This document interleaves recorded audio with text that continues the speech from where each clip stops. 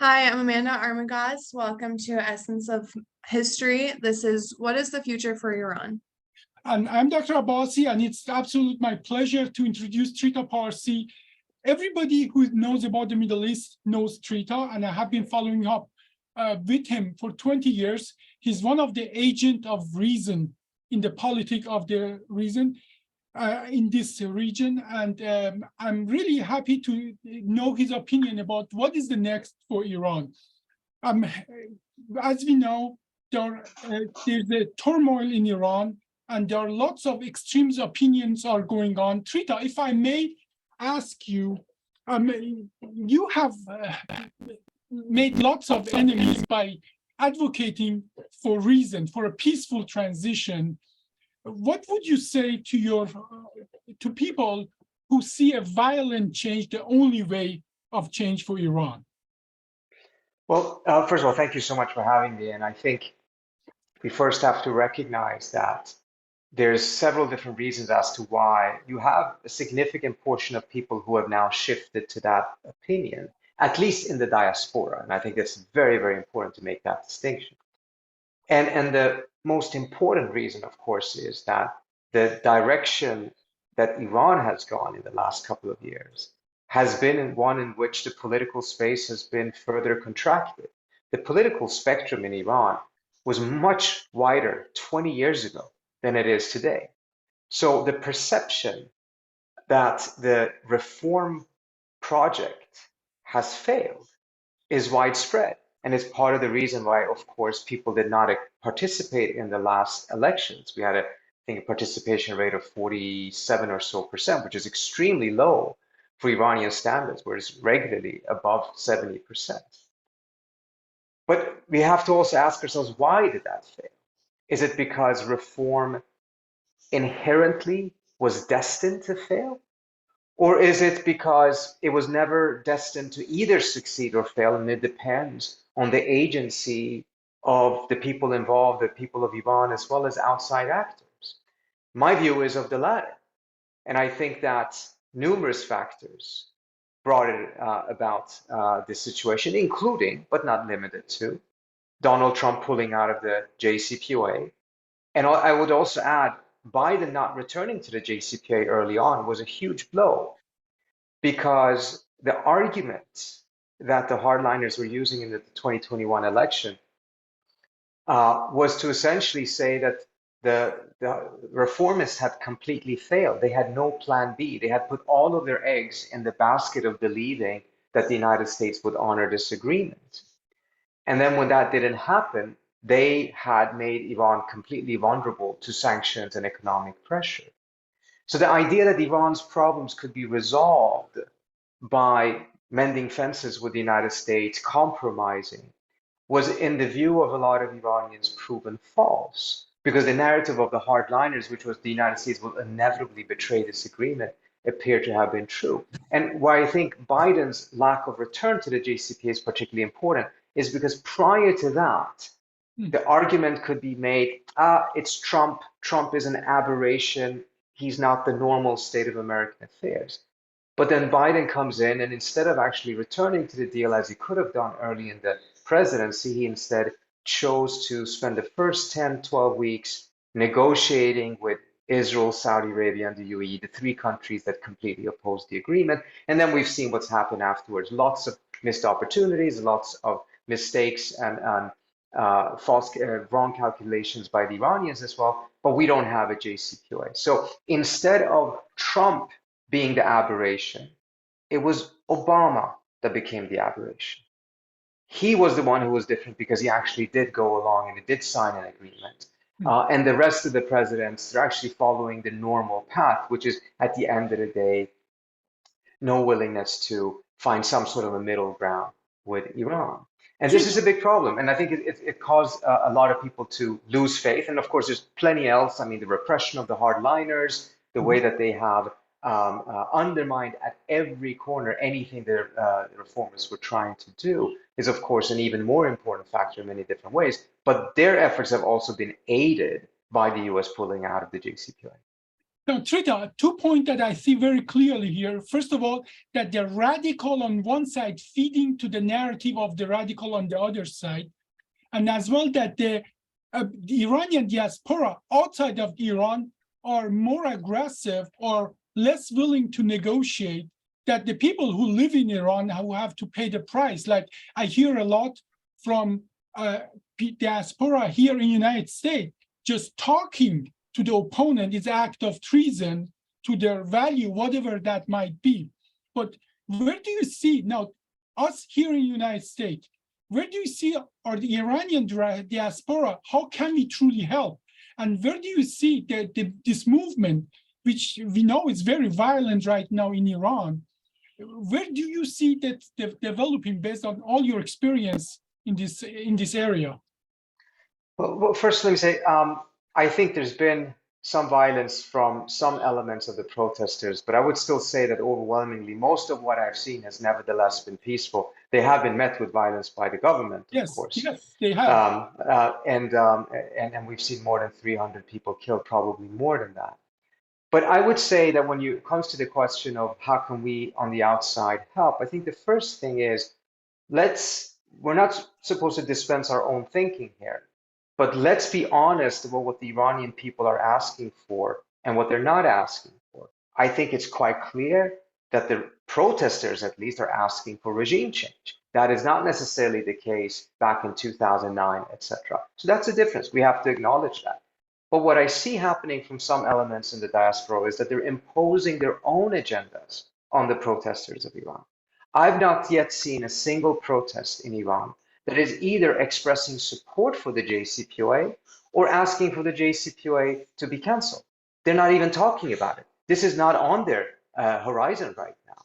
Or asking for embassies to be closed, no negotiations, kicking out ambassadors, or even worse, asking for Iran to be kicked out of the World Cup.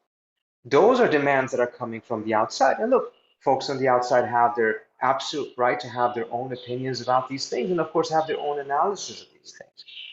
But they don't have a right to claim that the protesters in Iran are asking for something that they're not asking, because that's just meaning that we're putting words in their mouths, we're imposing our own agenda on them. And I don't think we should do that. I think in particular when it comes to the World Cup, there's no evidence that I've seen that suggests that that is a widespread or popular demand amongst the population. In fact, I think if there's anything that could further boost the morale of the protesters, etc., is the way that their cause will actually get more attention because of the World Cup. The number of people that will go out on the streets in Iran, if Iran, for instance, beats England, is going to be quite immense. Yeah. So again, even for the purpose of just advancing the process, it doesn't seem to be a particularly good demand. If it is the purpose of constantly delegitimizing Iran, which is something that and I'm talking about Iran, the country, not the regime, which is something that certain countries in the region for more than 20, 30 years have been trying to do, then I understand that. But that is not the demand of the protesters, as at least the evidence seems to suggest. And as well, I see that most of the time, if you isolate a theocratic or a government that is not democratic, it actually feeds to their narrative that they tighten their knocking down the protest and so on. And I think one of the worst things that we can do in this regard is giving the Iranian government a legitimacy that this is something that produced outside of the country, and they have a justification to crack down on it. Now, again, where do you see this going? What would you, just in a few minutes, what would be your best guess? Where are we heading? Well, it's really difficult to tell. I would say that the sustainability of the protest, which is not that they need to go out in hundreds of thousands every day, but they are keeping the flame of the protest alive, which is to a large extent because the government has not backed down an inch either. I think that sustainability is quite strong because at the end of the day, these are not protests that require 1 million people to go out on the streets as they did, or 2 million did in 2009. These are smaller but widespread and extremely dedicated. So I think that can continue for quite some time. And I think even if some of the larger demands, such as the fall of the regime, does not happen, I very much doubt that there's any return to the old status quo. And in that sense, the protesters have already won a very significant victory. And I think there's going to be changes. Now, those changes may not be satisfactory to all of the protesters or all the population. It may satisfy some. It certainly does not appear to be particularly satisfying to those in the diaspora that were really hoping that this would be the end of the regime altogether. But still, I think a strategic approach to this would take advantage of the progress that has been made, the victories that have been scored, and build on it, and recognize that this is part of a much longer struggle for democracy in Iran that has been going on for more than a century now. Now, of course, at some point it has to come to a victory. So I understand the impatience that understandably exists under these circumstances. But I think one of the most important things in all of this, in order to not lose everything, is to make sure that the protesters, the discipline of keeping, not allowing the government to turn this more violent. This is what happened in Syria. Those protests were originally completely peaceful, but the Assad regime turned them violent with the massive use of force, excessive use of force that they were using. So it's a deliberate trap in some ways, and that has to absolutely be resisted, because I've been to so many different conferences in the last 20 years with representatives of civil society from Syria, from Iraq, Afghanistan, and just seeing the devastation that happened when things went the wrong way there. And instead of talking about freedom, they're talking about if their country can even exist as a country any longer. I'm 100% sure that that is something that the protesters absolutely want to avoid. Yes. I'm not as sure at all. In fact, I'm quite convinced that there are elements, countries I'm talking about here on the outside, that are seeing this as an opportunity to not damage the regime, but damage Iran as a whole, as a country.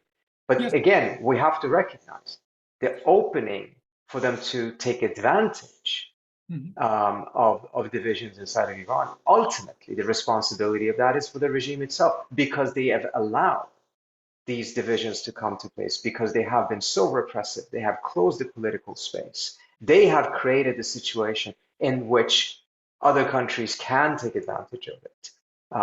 They bear the responsibility of fixing it as well. I see a bad development that initially in the parliament, they were thinking about getting rid of the hijab law. They talked about that, but now 227 of the deputies there, they wrote a letter to actually crack down. I saw that as an opportunity, which I'm hoping is not completely lost. But as well, the opposition is fractured. You know better than anybody, the opposition is totally fractured, and they fight each other more than they fight the government in Iran. What would be your suggestion or your approach to the opposition?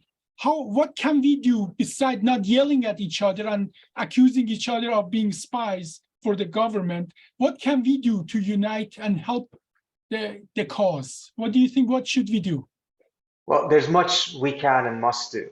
We also have to recognize that right now, the atmosphere is so poisoned, it's so hostile, it is so of a mob frenzy, of a group think, that any effort at reason likely will not be successful in the short run.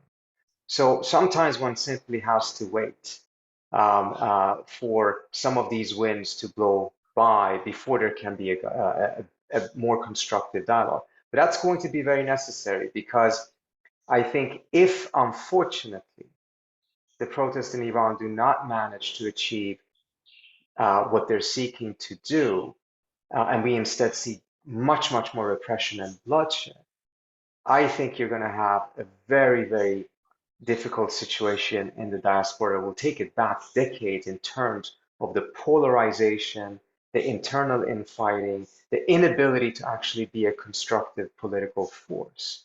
But in the short term, beyond trying our best to just have a dialogue and have a reasonable assessment of what the best strategies are, etc., I'm not seeing a lot of opportunities. I think some of these winds have to blow by before people are more in a psychological state to have those conversations. And by the way, we've seen this in many other instances as well. In fact, in some ways, this is probably a good way of describing how it was back in 1979 itself, when a revolution happened, and we saw that those who managed to grab power were those who were the most fanatic, the most aggressive, and most inclined to use violence.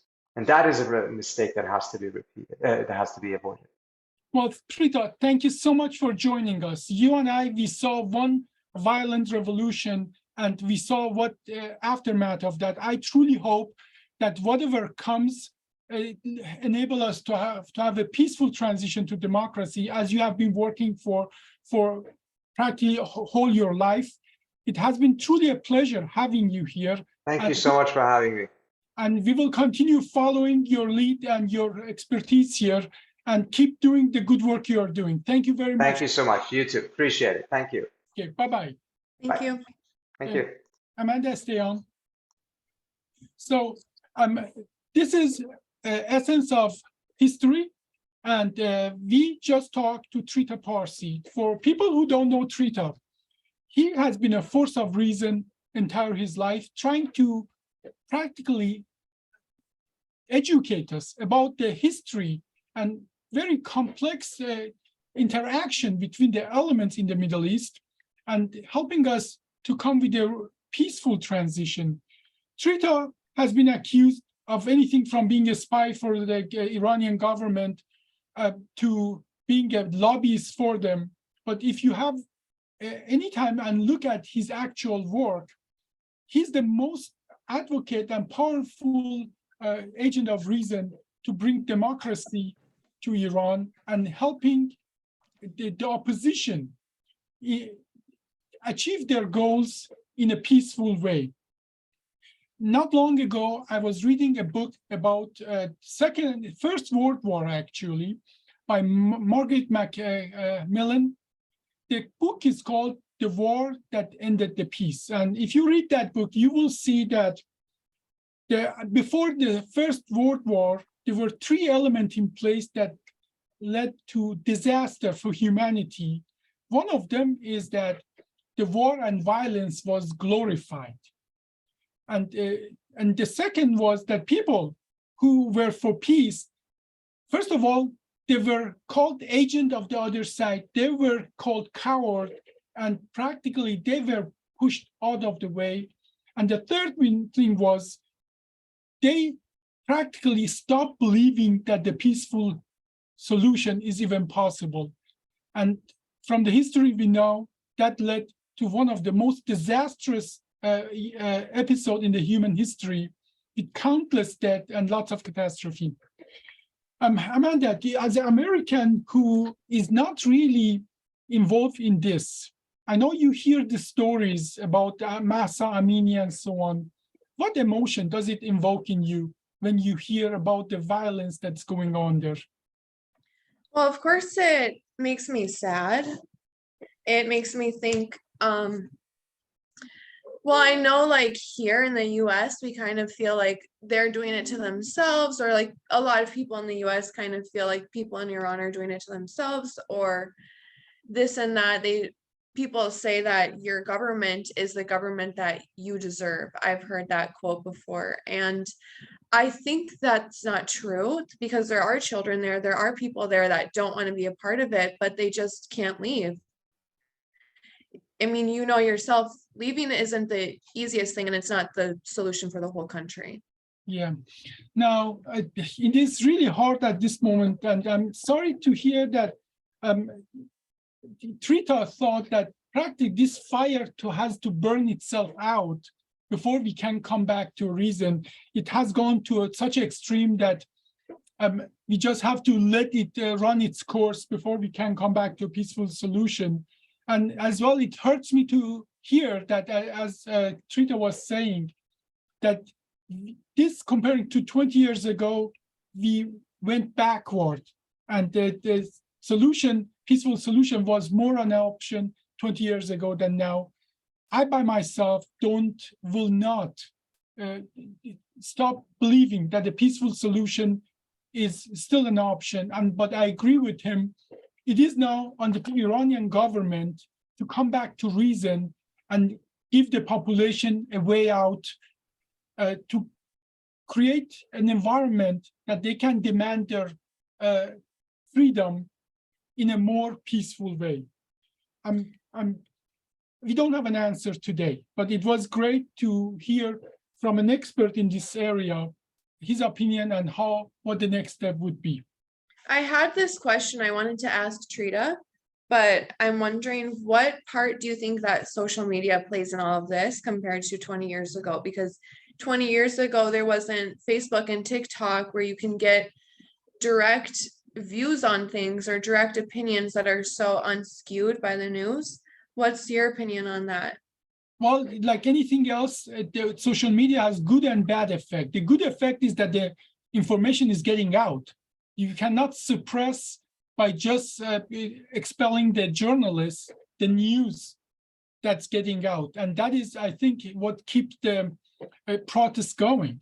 On the bad side is always in the social media, always the most radical part of the opinions get emphasized, escalate, and get more attention. Not practically that by itself may be itself feeding to the violence, the cycle of violence, by just the most violent part of the protest getting pushed out of the social media. So we just have to wait and watch, patiently wait and watch. And I'm hoping still that reason and the peace prevails. I have been actually sarcastically called Iranian Gandhi because I refuse to believe violence is the only way. But I will not give up on that. Well, thank you very much for everybody who has been watching this. I'm Dr. Abbasi. I'm Amanda Armagas. And welcome to another episode of Essence of History, What is Next for Iran? Thank you.